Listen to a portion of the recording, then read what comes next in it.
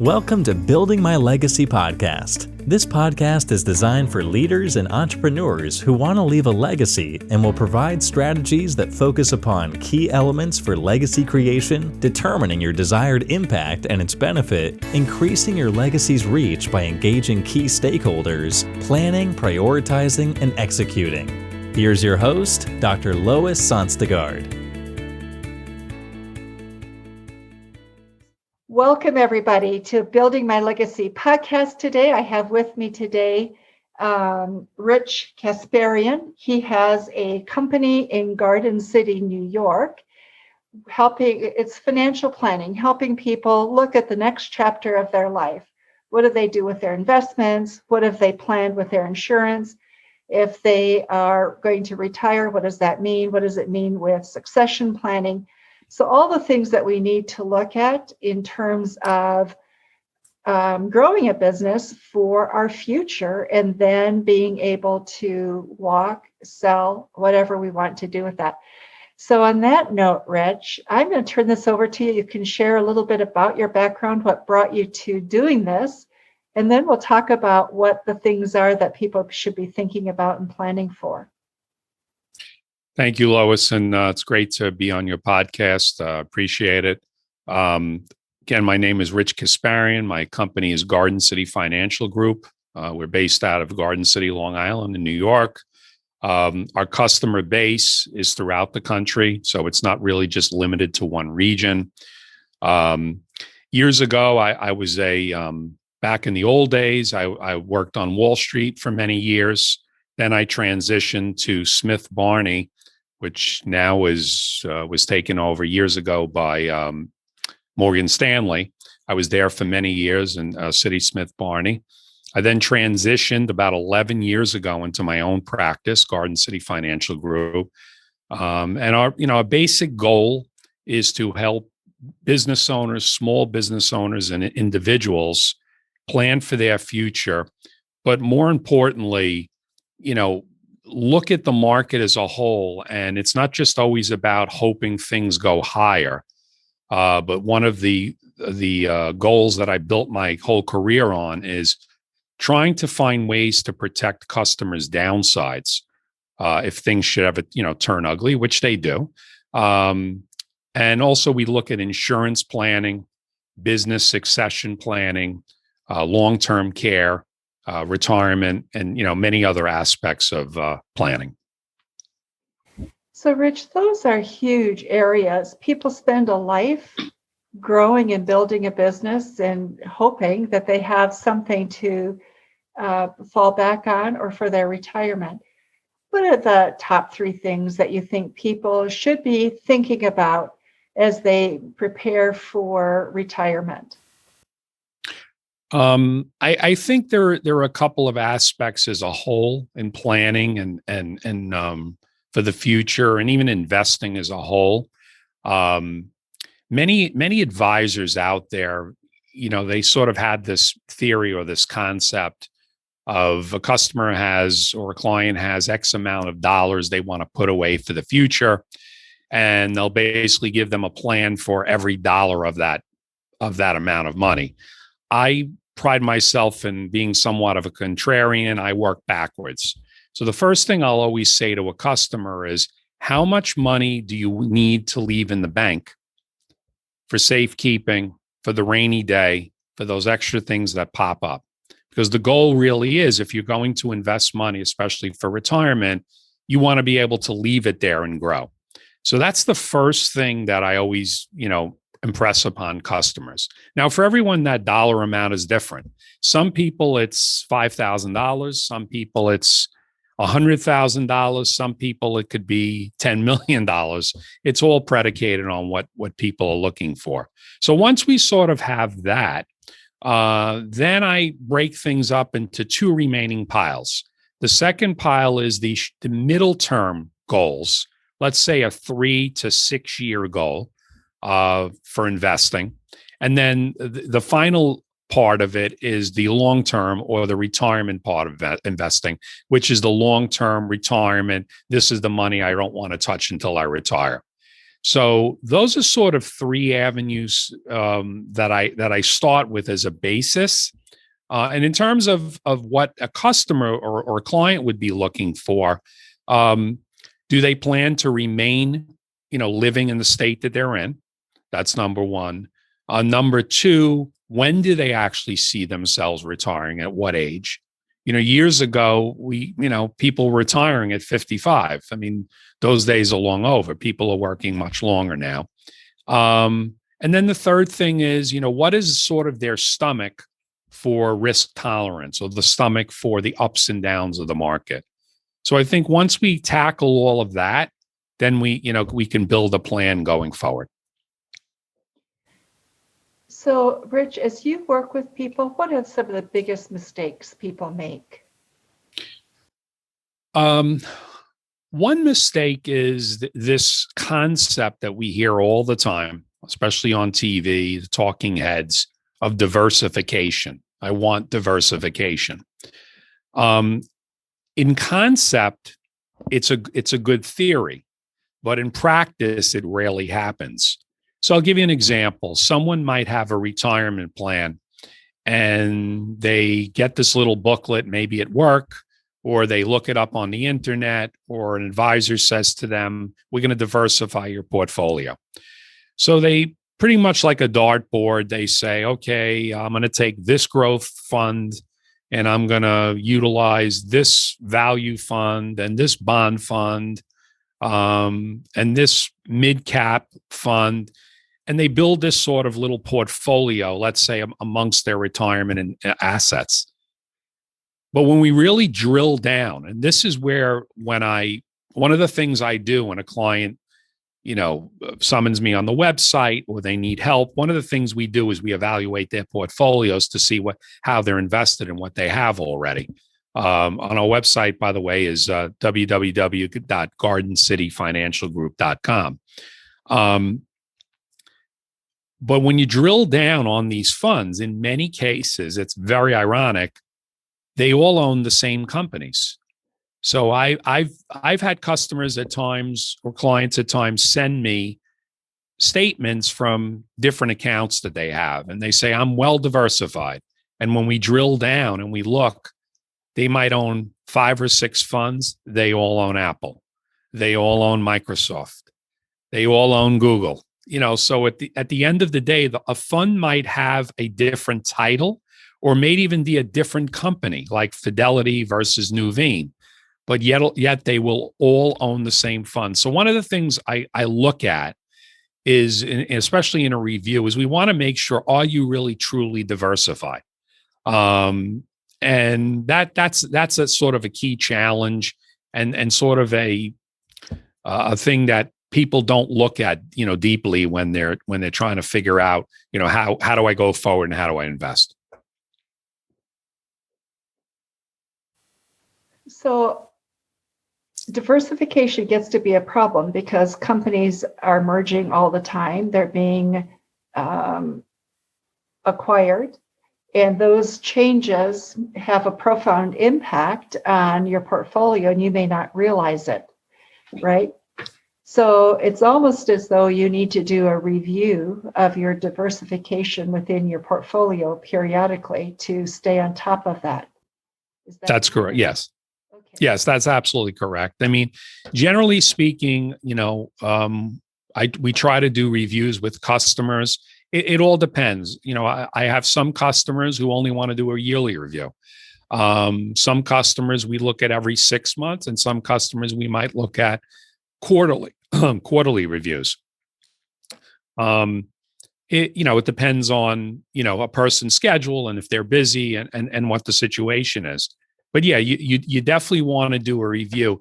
One of the most important things and how we pride our business, at Garden City Financial Group is we really heavily focus on investments, products, or programs that protect customers' downsides. So we know that you can be well diversified, but if the S&P 500 is down 30%, you'll be down 30%. Or more if you're even more aggressive than that. But there are many programs out there now that I've been utilizing for years, and actually they've improved little by little over the years, where you can be invested and you'll have protection of a certain percentage on the downside of the S&P 500 or the Russell 2000 or the Dow Jones. And there are also other programs out there that provide protection along with guaranteed income for retirement in the future. So yes, diversification is important. Reviews are important, but one of the really key factors nowadays is utilizing programs that can really help the downside. So for example, if you have a program that's protecting your downside, everyone else is down. You might be down, but you might not be down as much during those trying periods. So, Rich, why would somebody not have downside protection? In many cases, because people, will typically invest in sort of the old-fashioned or the normal way. They'll buy stocks. They'll buy mutual funds. We hear a lot about, obviously, ETFs, which stands for exchange traded funds.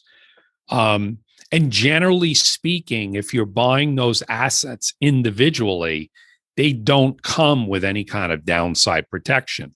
The same as a typical 401k at work. They typically don't come with downside protection, which is a big part of our business, because many times when people do retire, they then want to roll it over into something that provides that sort of downside protection. And to answer your question, also, some of the programs that are out there are more complex, that maybe advisors aren't presenting or people aren't sort of finding them on their own. But they've been out there, and they've been out there for years. Some are available through investment companies. Some are available through insurance companies. Got it. So as people are planning for retirement and they're looking for a financial advisor, what are the questions they should be asking of that financial advisor when they're seeking them out? How do you discern whether or not you've got the right one for you?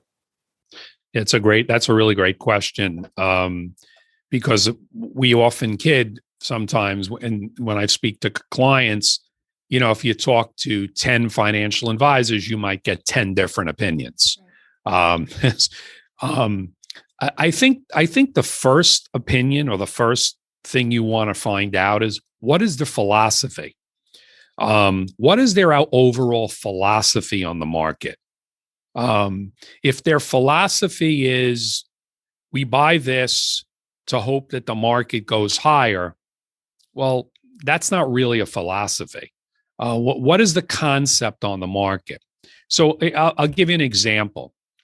Let's take, because this is foremost on people's minds. Like, let's see what just happened with GameStop a couple of weeks back. So the big boys, the hedge funds, the word was they were going to short GameStop and some other stocks like it to zero, or basically put them out of business or close to it. Now, for those of you who don't know what shorting a stock is, it basically is a bet against the market, a bet against the company that it will go down.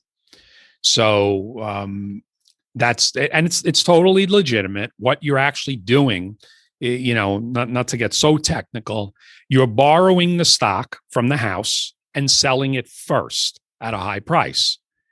When it drops, you buy it back at a lower price. The difference in the middle is profit.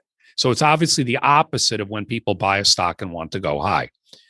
So, but coming back to it, so the big boys were going to bring the stock down, and then a bunch of gamers, let's call them on Reddit, said, no, you're not. You're not going to bring this stock down. All the little guys are going to buy it.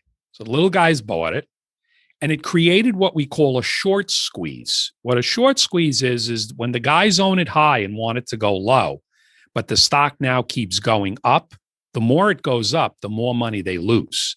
So they have to bail at some point. Well, lo and behold, those hedge funds lost billions that day. But The hedge funds then came back, started crying on politicians' laps. All of a sudden, politicians who are supposed to protect the little guy are protecting now the big guy. And the big guys then started to punish the little investors over those next few days. So my point is in all of this, philosophy on the market is I tell customers straight up, the market can go up, but it can also go down. There are things in the market that make absolutely no sense. Sometimes you'll look at the news, the stock should go up, it goes down. Sometimes you'll look at the news, it goes up when it should go up. We just never really know. So you have to prepare. So philosophy is king. I say that all the time. Customers have to know that the market is sometimes somewhat of a game that nobody really knows behind the scenes what totally is going on, especially when the big boys are pulling the strings. So philosophy is number one with an advisor. What's their perception? Yeah, sure. Go ahead. I'm sorry. There for a moment. So philosophy is important. I think most people understand the market's going up and down, but then you have to have a philosophy around that. Is the philosophy about how you manage risk? Is the philosophy about how you, when you decide that it is no longer worth holding, how do you create a philosophy out of that? It's really, I believe, it's the managing risk. So, so one of the things, when we finally come up with a plan for a customer, and we're going to, present it and move forward with a plan, I'll generally talk in many cases about the downside first.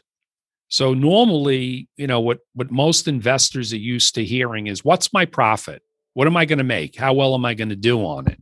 In many cases, with the programs that we utilize, like I've said before, downside protection, income for life, I'll talk about worst case scenarios.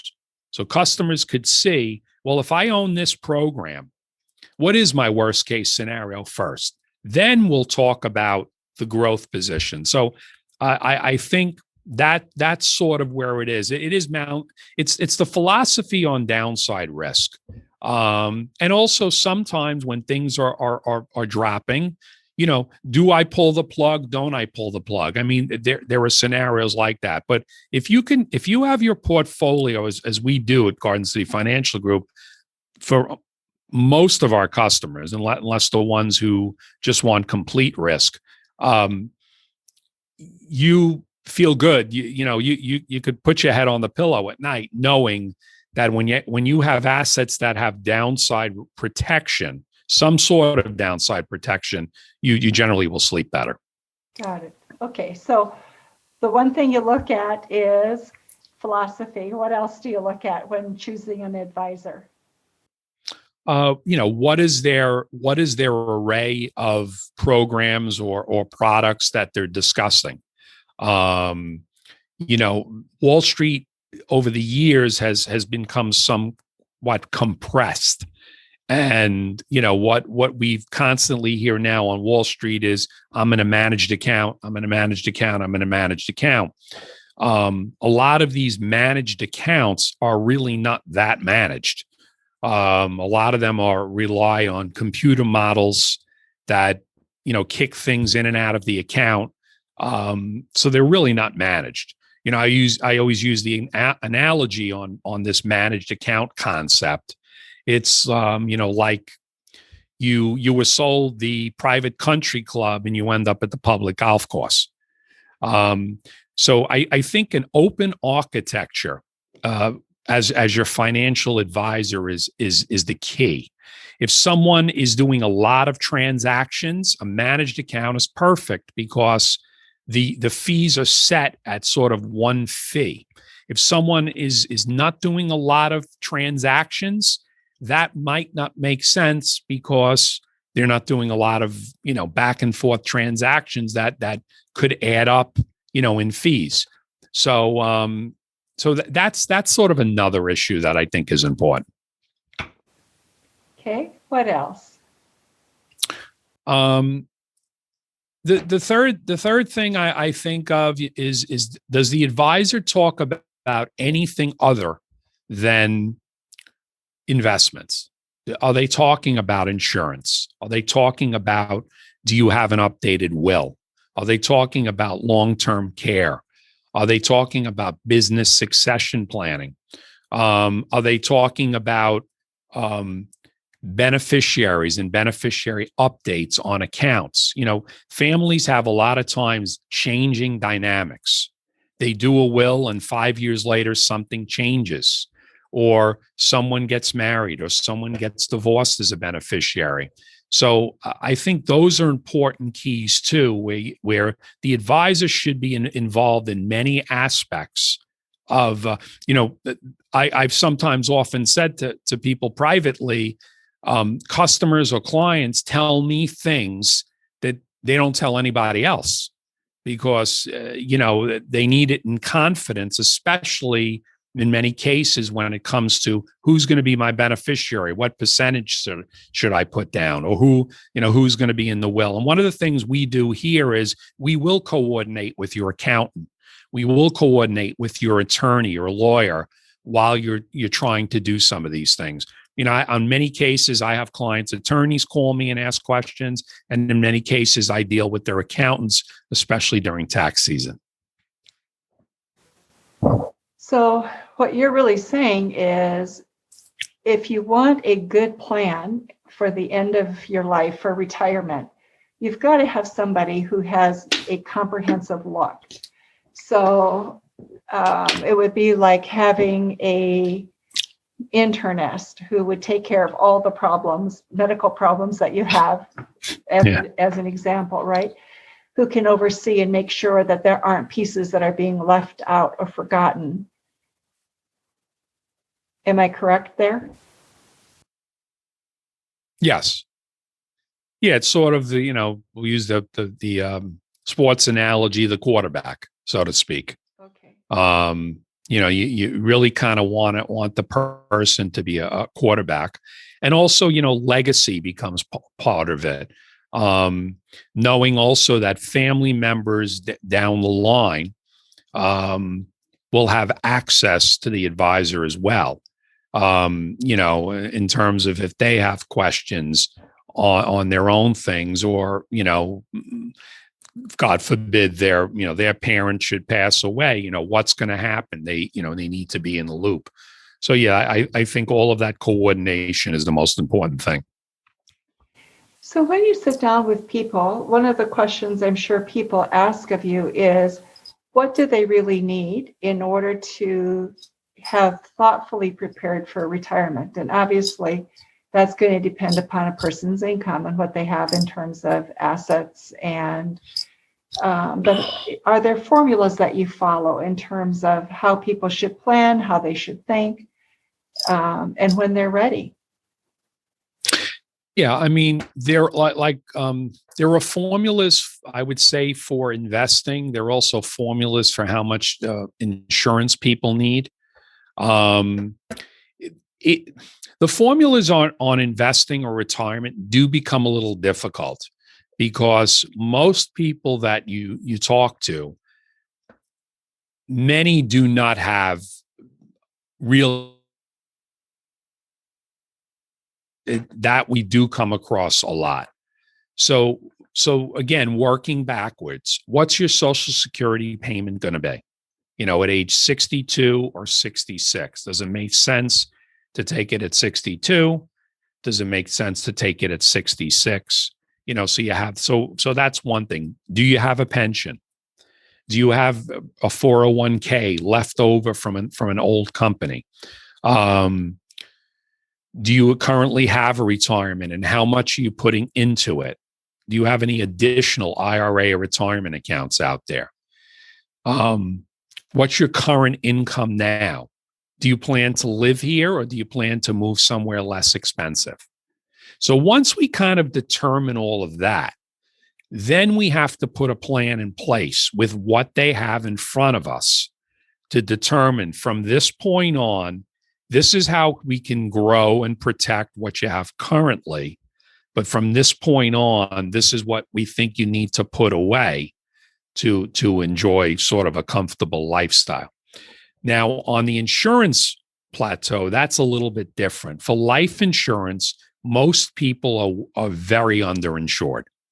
So, for example, if someone is 40 years old and has three young children, for them to have $1 million in life insurance is not unusual and not really too much.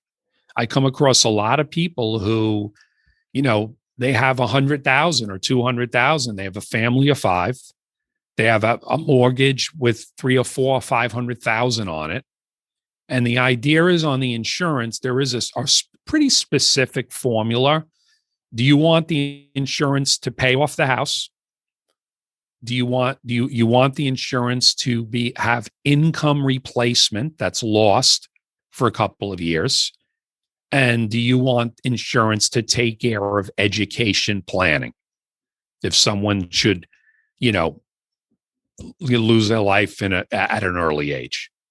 As people grow older, kids are out of the house, maybe they don't need much insurance, then you could sometimes look at reducing some of what they have. And insurance then starts with a will. Do you have a will? If something were to happen, nobody wants to talk. And I have sort of an old joke that I've said to customers: just because you do a will and life insurance, it does not mean you're going to die. But there's that sort of looming superstition about it. But those are the two aspects of investing and insurance. So, Rich, we've covered a lot. Things we've left out that you think are important for people to think about that we've missed or that's been incomplete? No, I think you've been great. By the way, thank you. I appreciate really, Lois, being on your podcast. It's been terrific and informative. Our website is gardencityfinancialgroup.com. So if people liked what they heard or sort of my philosophy on investing or retirement, you can catch us there. Also have a YouTube channel, Garden City Financial Group on YouTube. If you have an interest or you would like us to review your portfolio or have questions, you go to www.gardencityfinancialgroup.com. You hit the Contact Us tab, and you can type in your information, and someone would get back to you, soon. And again, what we could do is we could help people review their portfolios, kind of see what their goals are, and then take it from there. Okay, super. Rich, so we will put that information in the show notes of the podcast so people can look you up, or it'll be right there for them, the information that they need. So we encourage people to do that. And also we'll link to your YouTube so that people can go there directly as well. So thank you so much. Thank you. For being with us today, Rich. And for those of you who are listening to Building My Legacy podcast, this is another step in that whole legacy building. What are you doing with your money? How are you planning for it? And how is it being organized? So please remember to also visit our website at buildtomorrow.com. Thanks, everybody, for listening. You've been listening to Building My Legacy podcast with Dr. Lois Sonstegard. To book your appointment with Dr. Sonstegard, visit www.buildtomorrow.com.